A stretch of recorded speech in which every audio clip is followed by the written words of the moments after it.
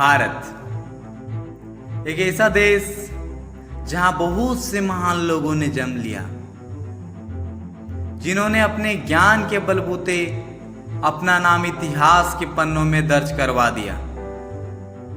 और ऐसे ही महान लोगों में से एक नाम चाणक्य का भी है। चाणक्य, जो कि एक शिक्षक, अर्थशास्त्री, फिलोसोफर, रॉयल एडवाइजर और पॉलिटिशियन थे। इन्हें पूरी दुनिया महान पॉलिटिशियन के तौर पर जानती है। हम बात कर रहे हैं एक ऐसे व्यक्ति की जिन्होंने गवर्नमेंट मॉडल या सेंट्रल एडमिनिस्ट्रेटिव गवर्नमेंट मॉडल की स्थापना 2300 साल पहले कर दी थी, जिसकी कल्पना करना भी मुश्किल था और जिसे आज भी अपनाया जाता है।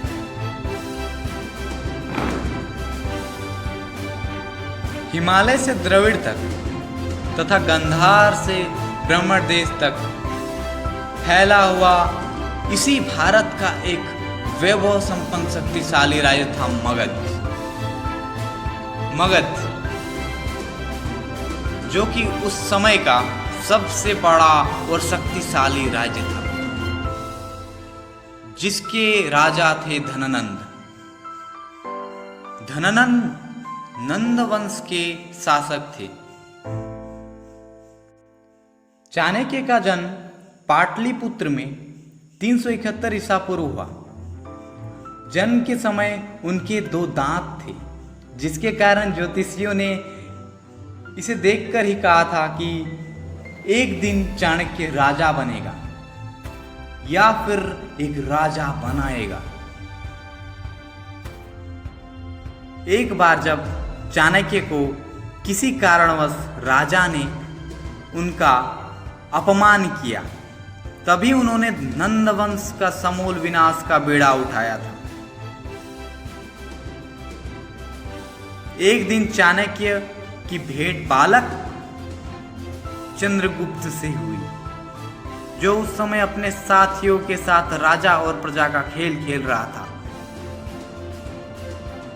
राजा के रूप में चंद्रगुप्त जिस कौशल से अपने साथियों की समस्याओं को सुलझा रहा था, उसे देख चाणक्य भी प्रभावित हो गए।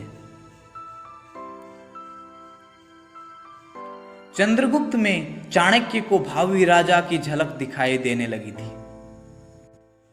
उन्होंने चंद्रगुप्त को अपना शिष्य बनाया। उन्होंने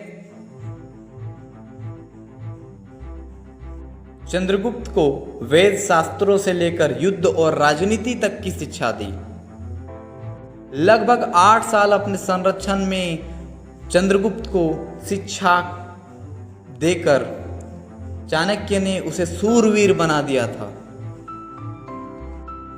उन्हीं दिनों विश्व विजय पर निकले यूनानी शासक सिकंदर विभिन्न देशों पर विजय प्राप्त करता हुआ भारत की ओर बढ़ा चला आ रहा था। तभी गांधार का राजा आरंभी सिकंदर का साथ देकर अपने शत्रु राजा पुरु को सबक सिखाना चाहता था। चाणक्य ने राजा आरंभी को समझाने का भरपूर प्रयास किया, पर वो नहीं माना। तत्पश्चात चाणक्य ने राजा पुरु की मदद कर सिकंदर को भारत में प्रवेश नहीं करने दिया। कुछ वर्षों बाद उन्होंने योजनाबद्ध तरीके से धननंद को हराया। चंद्रगुप्त को राजगद्दी पर बैठाकर अपनी प्रतिज्ञा पूरी करी। चाणक्य देश की अखंडता के भी अभिलाषा रखता था। देश की अखंडता की अभिलाषा रखता था, इसीलिए उन्होंने चंद्रगुप्त द्वारा यूनानी आक्रमणकारियों को भारत से बाहर निकलवा दिया और नंद वंश के अत्याचारों से पीड़ित प्रजा को मुक्त कराई। चाणक्य को मौर्य वंश में प्रधानमंत्री का पद दिया गया, परंतु फिर भी वे एक झोपड़ी में रहते थे। उनका कहना था कि प्रजा झोपड़ी में रहे और राजा महलों में तो ये शोभा नहीं देगी। वे बहुत ही साधारण जीवन व्यतीत करते थे। उनकी मृत्यु को लेकर दो कहानियां बताई जाती है। पहली कहानी है, चाणक्य ने तब तक अन्न जल का त्याग किया जब तक कि उनकी मृत्यु नहीं हो जाती है। दूसरी कहानी का कहना है कि किसी दुश्मन के षड्यंत्र का शिकार हुए थे वो। लेकिन जो भी हो, अखंड भारत की धरती ने एक महान पुत्र को खो दिया था।